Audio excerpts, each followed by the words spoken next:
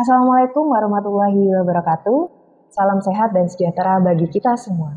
Perkenalkan, saya Septi Handayani STP MSc, dosen program studi gizi, Fakultas Kesehatan Masyarakat Universitas Jember. Video ini dibuat untuk persyaratan sertifikasi dosen tahun 2025, yaitu dokumen PDD UKTPT atau dokumen pernyataan diri dosen dalam unjuk kerja Tridharma Perguruan Tinggi bidang pengajaran. Perkenankan saya untuk menjelaskan terkait mata kuliah yang saya ampu dengan metode DIA, Delivery, Interaction, and Assessment. Delivery merupakan penjelasan terkait mata kuliah dan capaian mata kuliah. Interaction merupakan interaksi dosen dengan mahasiswa saat pembelajaran berlangsung. Dan assessment yang terkait dengan penilaian selama proses pembelajaran. Saya sebagai tim pengampu mata kuliah teknologi pangan akan menjelaskan terkait mata kuliah tersebut. Mata kuliah teknologi pangan merupakan mata kuliah wajib bagi mahasiswa semester 3 program studi gizi dengan kode KMG 1305. Mata kuliah ini memiliki bobot 3 SKS dengan 2 SKS tatap muka dan 1 SKS praktikum.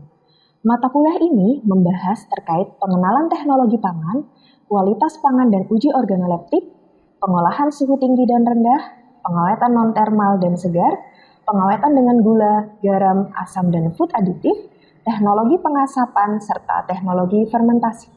Selain itu, akan dipelajari instant food dan minimally proses, peningkatan nilai gizi dan formulasi makanan.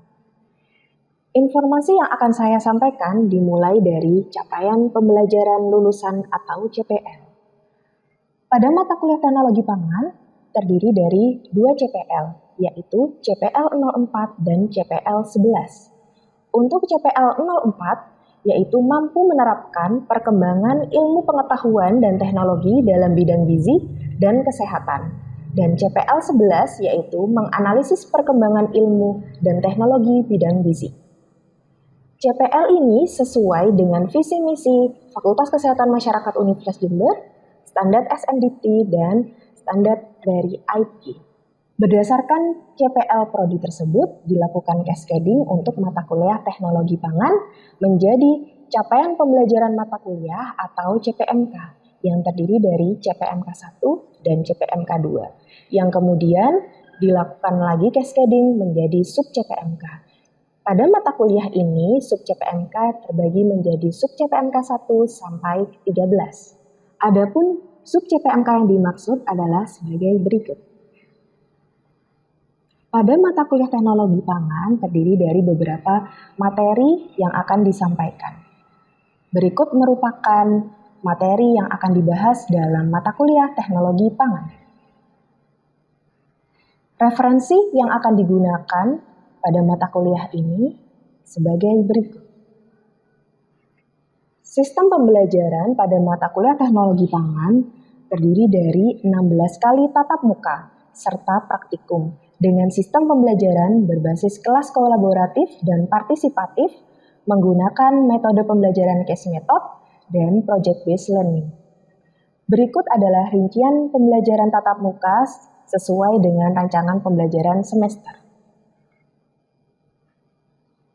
Pembelajaran berbasis case method menginisiasi mahasiswa untuk berperan aktif dalam memecahkan suatu kasus yang berkaitan dengan masalah teknologi pangan terkait pengolahan pangan dan melakukan analisis terhadap kasus dalam pengolahan pangan, kemudian menginisiasi solusi yang relevan dengan kasus tersebut.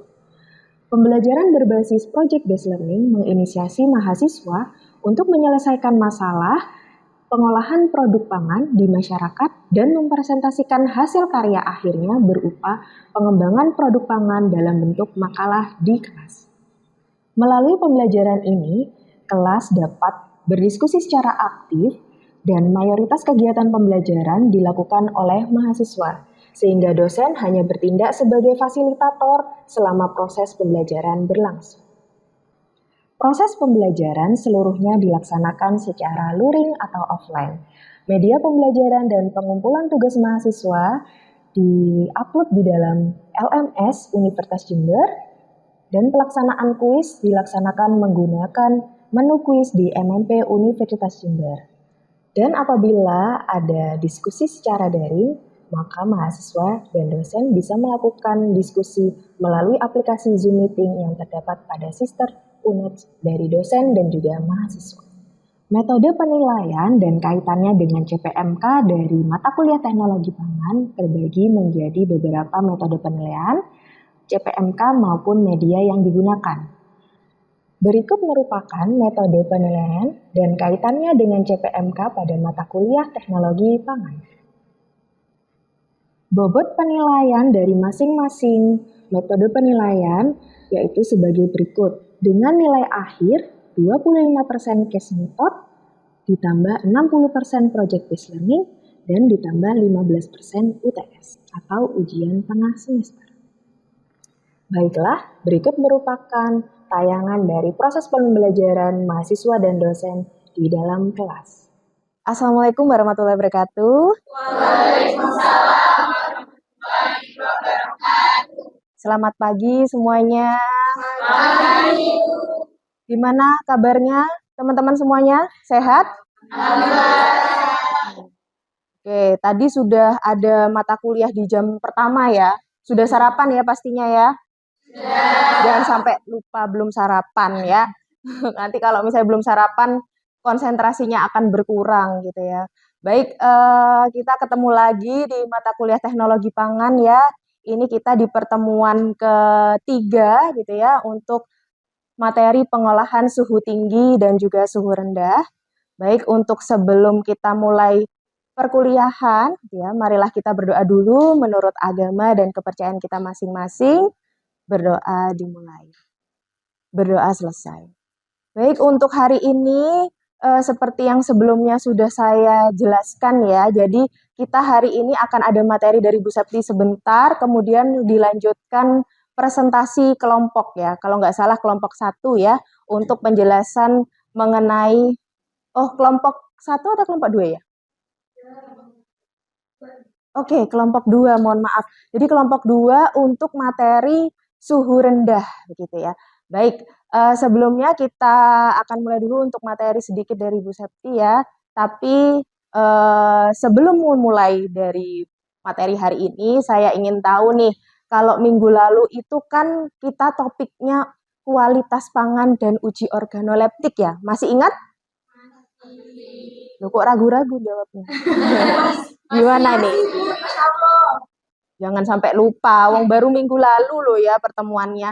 Oke, mungkin ada yang mau berpendapat atau mereview gitu ya untuk pertemuan yang minggu lalu itu kualitas pangan atau uji organoleptik apa sih? Tentang apa gitu ya? Silahkan mungkin. Oke.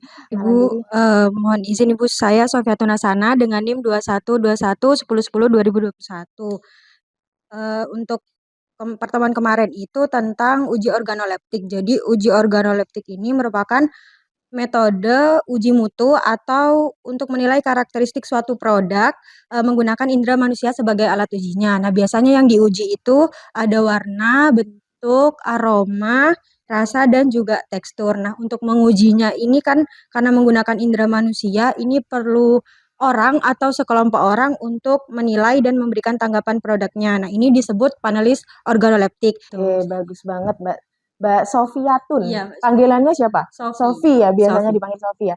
Oke, terima kasih banyak Mbak Sofi. Kalau misalnya mungkin tadi ada yang masih kurang ya. Tadi kalau Mbak Sofi bilangnya ada panelis terlatih, tidak terlatih, semi terlatih. Kemudian apa lagi Mbak? Panelis konsumen. Panelis konsumen, ya betul. Ada panelis konsumen, ada lagi panelis anak-anak ya. Panelis anak-anak itu juga ada di dalam uji organoleptik gitu ya. Karena biasanya panelis anak-anak itu nanti form ujinya juga berbeda ya kan, seperti yang minggu lalu saya sampaikan itu mereka tidak bisa kalau cuma pakai angka-angka seperti orang dewasa atau remaja, tapi mereka biasanya ada yang pakai emotion ya, apa kalian emoticon gitu ya, biasanya emoji ya seperti itu. Baik, terima kasih ya sudah masih melekat mungkin ya, walaupun agak melihat catatan sedikit nggak apa-apa. Kita lanjutkan untuk yang materi hari ini, pengolahan suhu tinggi dan juga suhu rendah. Oke, agenda kita yang hari ini kita akan melakukan pendahuluan dan pengenalan pengolahan suhu tinggi, kemudian prinsip pengolahan suhu tinggi dan cara-cara pengolahan suhu tinggi, diskusi dan pemaparan dari RTM 1 ya, tadi presentasi kelompok yang sudah saya sampaikan sebelumnya, dan yang terakhir adalah review dan penutup. Oke, untuk pengolahan suhu tinggi nih. Nah, apa sih sebenarnya pengolahan suhu tinggi itu? Jadi pengolahan suhu tinggi ini pengolahan pangan dengan suhu tinggi terhadap pangan menggunakan panas di atas normal. Jadi di atas suhu normal yang biasanya ada di sekitar kita. Biasanya berapa tuh suhu normal di sini? 28 sampai 30 ya. Kalau Indonesia sepertinya sekarang juga cuacanya agak kurang menentu gitu ya, sepertinya sekitar segitu gitu ya. Nah, itu kalau misalnya suhu tinggi berarti di atas itu. Bahkan bisa mencapai di atas 100 derajat, 135 dan lain sebagainya. Nah, tujuan utamanya apa sih untuk pengolahan suhu tinggi ini? Jadi tujuan utamanya adalah memperpanjang daya simpan produk olahan pangan yang cepat rusak gitu ya, teman-teman. Cepat rusak sehingga serta itu mampu untuk meningkatkan keamanannya selama disimpan dalam jangka waktu yang ditentukan. Jadi biasanya suhu tinggi ini dilakukan untuk supaya produk pangan itu lebih awet gitu ceritanya. Jadi lebih ke arah pengawetan. Selain juga kita sebagai pengolahannya gitu ya untuk menjadikan dia bisa kita makan atau kita konsumsi seperti itu. Nah, ini adalah pengolahan dan pengawetan pangan dengan panas atau biasa kita sebut suhu tinggi itu tadi ya. Yang pertama ada menggunakan air dan uap panas, kemudian ada yang menggunakan udara panas, kemudian menggunakan minyak panas, dan menggunakan energi radiasi. Oke, ini berikutnya adalah syarat pengawetan pangan dengan panas. Nah, jumlah panas itu harus cukup teman-teman. Kenapa? Karena panas ini cukup untuk mematikan mikroba pembusuk gitu ya dari produk pangan itu sendiri. Nah, biasanya memang harus hati-hati, apalagi kalau misalnya itu berhubungan sama produk-produk hewani seperti ikan, daging, itu akan sangat lebih apa ya istilahnya eh, mikroba itu lebih menyukai gitu. Kalau misalnya produk-produk hewani itu, karena memang dia kan apa ya istilahnya waktu apa dalam bentuk segar itu waktu di suhu ruangnya itu lebih sempit atau lebih pendek gitu di antara yang untuk produk sayuran ataupun buah seperti itu. Nah, tidak menyebabkan zat gizi dan cita rasa rusak. Jadi diharapkan meskipun kita melakukan pengawetan dengan suhu panas ini, itu tidak sampai merusak zat gizinya. Walaupun pasti proses pengolahan itu akan menurunkan kandungan gizi, tapi diharapkan tidak terlalu drastis atau sampai hilang seperti itu. Nah, tujuan utamanya tadi ya sama, jadi menghasilkan produk yang aman tentunya untuk dikonsumsi. Untuk prinsip pengolahan atau pengawetan pangan dengan suhu tinggi ya, yang pertama adalah mencegah atau memperlambat kerusakan mikroba. Karena memang mikroba itu bisa rusak atau dia bisa terbunuh dengan adanya suhu tinggi gitu. Seperti itu. Dan juga yang kedua adalah mencegah atau memperlambat laju dekomposisi gitu ya atau autolisis pada bahan pangan. Di sini memperlambat lajunya itu maksudnya untuk ke proses pembusukan. Jadi di situ bisa mempertahankan karena dia bisa mematikan mikroba, makanya akhirnya menghambat itu tadi pembusukan. Yang terakhir adalah mencegah kerusakan yang disebabkan oleh faktor lingkungan termasuk serangan hama. Oke, lanjut. Faktor-faktor yang mempengaruhi ketahanan panas. Di sini ada beberapa faktor ya, teman-teman. Ada umur dan keadaan organisme atau spora sebelum dipanaskan, kemudian ada komposisi media di mana organisme itu tumbuh apabila dipanaskan dan masih ada, kemudian ada pH dan AW media pemanasan, kemudian ada suhu pemanasan dan juga konsentrasi awal organisme atau sporanya. Oke, lanjut. Nah, ini adalah cara-cara pengawetan dengan panas itu sendiri. Ada beberapa cara ya. Tadi mungkin yang di depan itu banyak, tapi ini saya jelaskan hanya 4 poin saja supaya kita juga lebih mengerti dan lebih paham. Dan di sini lebih sering digunakan gitu ya, seperti itu. Ada blanching, sterilisasi, pasteurisasi, dan juga penggorengan. Oke, sekarang dari materi-materi yang tadi, apakah ada yang ditanyakan mungkin? Masih ada yang perlu? Ya, silakan Mbak. Siapa?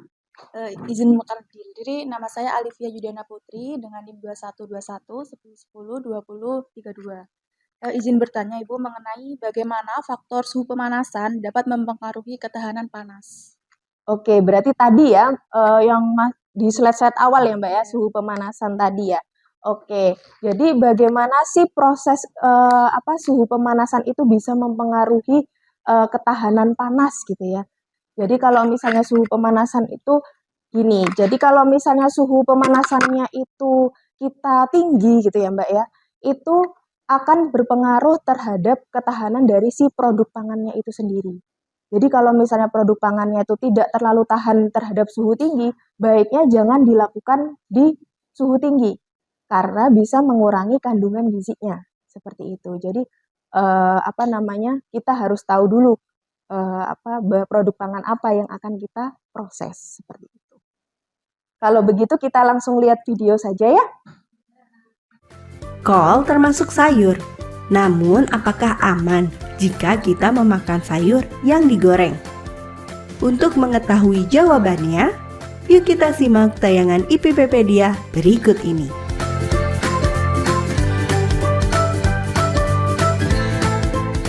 Sayur memiliki kandungan vitamin dan mineral yang baik untuk tubuh kita. Namun, jika kita mengolah sayuran dengan digoreng, maka akan terjadi proses penguapan kandungan air yang ada di sayuran. Sehingga ada rongga kosong yang nantinya akan diisi oleh minyak goreng. Dan tanpa disadari, kita menambahkan asupan lemak yang membawa ekstra kalori pada tubuh kita saat kita memakan sayur yang digoreng. Selain itu, terdapat dampak lainnya jika kita memakan sayuran yang digoreng. Pada saat minyak goreng ini terpapar dengan suhu yang tinggi saat kita melakukan deep frying, dapat terjadi proses oksidasi lemak. Sayangnya, selain menghasilkan cita rasa goreng yang enak itu dari oksidasi lemak juga menghasilkan beberapa senyawa yang sifatnya karsinogenik. Sehingga jika ini dijadikan kebiasaan, maka ada kemungkinan kita menumpuk atau meningkatkan resiko yang terkait dengan kanker untuk jangka waktu yang lama. Oke, gimana teman-teman? Masih mau makan sayur yang digoreng kira-kira? Masih ya. Karena kandungan minyaknya itu loh yang bikin enak ya, biasanya gitu ya. Oke, mungkin dari video tadi saya ingin tahu nih, kira-kira apa sih pendapat kalian terkait hal tersebut? Mungkin ada yang mau berpendapat, silahkan. Siapa? Yuk, atau dari sisi sebelah sini. Atau sisi sebelah sini. Kayaknya tadi sering banget sebelah sini, nggak apa-apa deh. Oh iya, silahkan. Sebelumnya terima kasih atas kesempatannya Ibu. Mohon izin berpendapat mengenai video yang telah Ibu bagikan tersebut. Bahwasannya menurut saya memang benar dapat ada insight baru dari kami sebagai mahasiswa. Bahwasannya sebenarnya sayuran itu memiliki rasa crunchy-nya tersendiri begitu Ibu. Lalu pendapat saya juga bahwasannya bisa jadi bahwasannya untuk pengolahan dalam deep frying sendiri itu ternyata beresiko bagi kita sendiri untuk penyakit-penyakit seperti kanker dan lain-lain. Serta semakin tinggi olahan suhu dan juga lama waktu penggorengan itu ternyata juga membawa degradasi kandungan zat gizi itu sendiri begitu. Iya, betul. Tadi kalau misalnya kita terlalu suhu tinggi terus terlalu lama itu ternyata juga bisa mengakibatkan kerusakan. Begitu ya, Mbak Tasya. Terima Ya. kasih. Jadi kalau misalnya tadi masih tetap pengen makan sayur yang digoreng, berarti yuk coba kita atur suhunya ya. Berapa sih kira-kira yang cocok gitu ya, begitu ya. Oke. Baik, mungkin itu ya sedikit materi dari saya. Silahkan sekarang bisa dilanjutkan untuk kelompok 2 ya. Tadi kalau tidak salah untuk memaparkan presentasinya gitu ya. Nanti kita juga akan mereview ya bersama-sama. Silahkan mungkin kelompok 2 bisa langsung disiapkan saja di depan. Bismillahirrahmanirrahim. Baik, terima kasih Ibu atas kesempatannya. Assalamualaikum warahmatullahi wabarakatuh. Waalaikumsalam warahmatullahi wabarakatuh. Selamat pagi Ibu dan teman-teman. Oke, gimana kabarnya hari ini? Oke, yang terhormat Ibu Septi Handayani selaku dosen pengampu mata kuliah teknologi pangan, kami dari kelompok 2 akan mempresentasikan hasil diskusi kami mengenai pengolahan pada suhu rendah air cooled freezer. Oke. Namun sebelumnya izin memperkenalkan diri terlebih dahulu. Saya sendiri Nabila Anissa Thaibah dengan NIM akhir 2025 yang akan bertindak sebagai moderator pada presentasi kali ini. Dan terdapat teman-teman saya yang menjadi presentator. Ada Mbak Anissa Nur Mahmuda di sisi kiri dengan NIM akhir 2016, lalu ada Mbak Dwi Lestari dengan NIM akhir 2067, lalu ada Mbak Zuwina Eka dengan NIM akhir 2018, dan Mbak Khofifah Anum Lubis dengan NIM akhir 2041. Nah, untuk selanjutnya mungkin langsung saya serahkan kepada teman-teman yang mempresentasikan. Baik, terima kasih Bibi atas kesempatannya. Di sini saya akan menjelaskan faktor yang mempengaruhi pengolahan pangan dengan suhu yang rendah. Nah, yang pertama itu suhu yang dingin itu diberikan harus cukup untuk menghambat dan mengendalikan kerja mikroba perusak atau pembusuk. Yang kedua, makanan yang akan dibekukan harus dalam keadaan suhu ruangan untuk mencegah kontaminasi makanan dari luar. Baik, ini di kelompok kami akan melakukan review artikel yang berjudul pengembangan produk frozen UMKM singkong keju yang bermerek Kangen Rasa untuk memperpanjang umur simpan di Kelurahan Tunjung Sekar, Kota Malang. Jadi yang menjadi latar belakang pada penelitian artikel tersebut, di mana singkong keju ini merupakan bahan makanan yang memiliki daya simpan yang cukup rendah, yaitu sekitar 8 sampai 10 jam. Nah, oleh karena itu untuk memperpanjang masa simpan dari singkong keju ini dilakukan alternatif lain dengan melakukan penyimpanan menggunakan metode pendinginan freezer atau frozen food.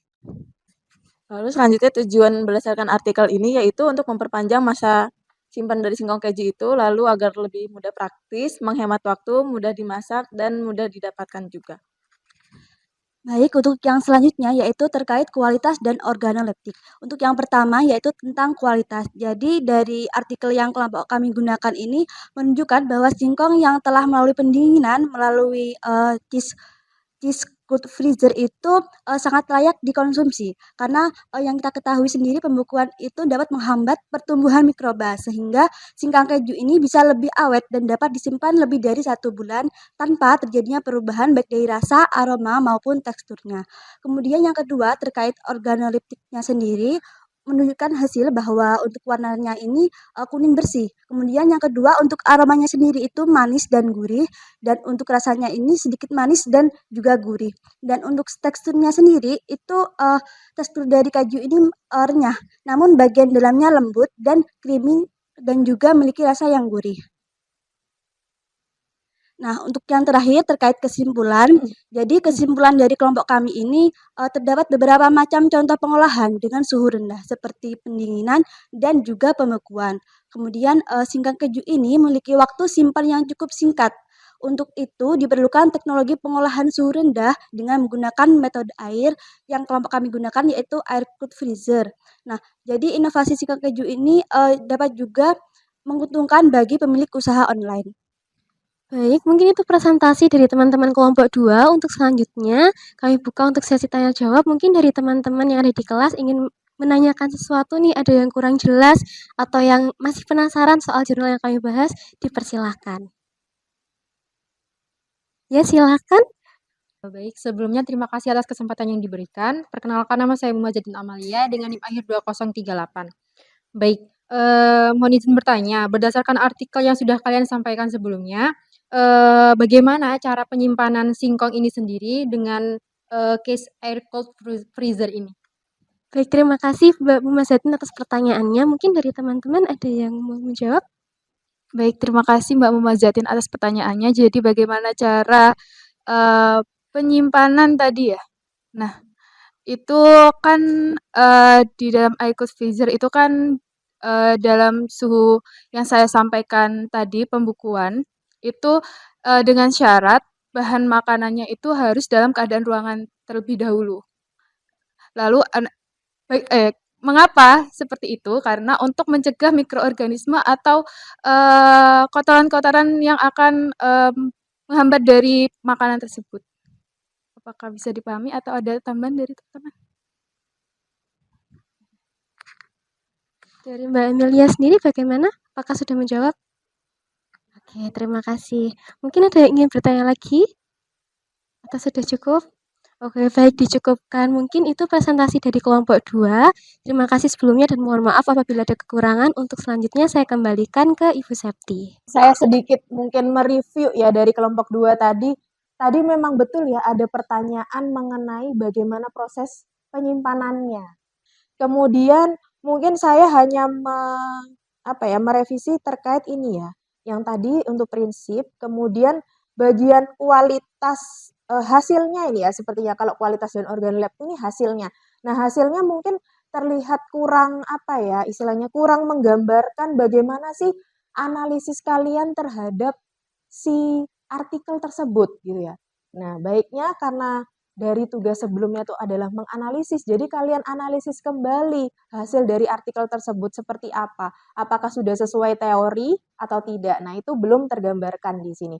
Jadi mungkin bisa direvisi ya untuk ini. Kemudian satu lagi untuk kesimpulan, lagi-lagi ya, kesimpulan itu menjawab tujuan ya. Tujuannya apa, langsung aja kesimpulannya apa, seperti itu ya. Mungkin itu catatan saya untuk kelompok 2 ya. Nah, ini juga ternyata kalau misalnya apapun yang kita lakukan untuk proses pendinginan atau pembukuan, itu baiknya memang kita lakukan pendamping, pengawetan pendamping. Yaitu tadi ya, kalau misalnya di sini saya lihat untuk artikel ini, singkong kejunya itu sebelumnya akan mengalami praproses, yaitu tadi ya, ada dikukus dulu gitu ya, kemudian dibiarkan di suhu ruang, baru dia akan dilakukan penyimpanan pembekuan. Seperti tadi ya. Oke, mungkin itu ya yang bisa saya simpulkan untuk pertemuan hari ini. Ada pertanyaan lagi dari teman-teman mungkin? Sudah cukup, baik kalau begitu ya. Sebelum kita akhiri untuk perkuliahan hari ini, marilah kita berdoa dulu ya teman-teman. Menurut agama dan kepercayaan kita masing-masing, berdoa dimulai. Berdoa selesai. Oh ya, saya perlu ingatkan kembali, jangan lupa untuk cek selalu sisternya untuk presensinya ya, supaya nanti tidak terlupa. Karena terkadang ada yang terlupa ya, jadi jangan sampai gitu ya, sampai terlupa, khawatirnya nanti hadir tapi tidak hadir gitu ya dianggapnya. Jadi silakan bisa cek kembali untuk sisternya. Dan untuk kelompok 2, untuk pengumpulan revisinya, jangan lupa ya, silakan saya beri waktu 1 minggu untuk pengumpulan revisi, bisa dikumpulkan di MMP ya atau LMS di sister. Silahkan di situ nanti jangan lupa untuk filenya, nama kelompoknya, kemudian topiknya begitu ya. Baik, itu saja mungkin dari saya. Kurang lebihnya mohon maaf. Kita ketemu lagi di pertemuan selanjutnya. Saya akhiri. Wassalamualaikum warahmatullahi wabarakatuh. Waalaikumsalam. Terima kasih. Ya, sama-sama. Sehat semuanya ya. Baiklah, itulah video yang dibuat untuk persyaratan sertifikasi dosen tahun 2025, yaitu dokumen PDD UKT-PT atau dokumen pernyataan diri dosen dalam unjuk kerja Tridharma Perguruan Tinggi, bidang pengajaran. Terima kasih, saya Septi Handayani STPM SC, dosen Program Studi Gizi Fakultas Kesehatan Masyarakat Universitas Jember, mengucapkan terima kasih dan salam sehat serta sejahtera bagi kita semua. Wassalamualaikum warahmatullahi wabarakatuh.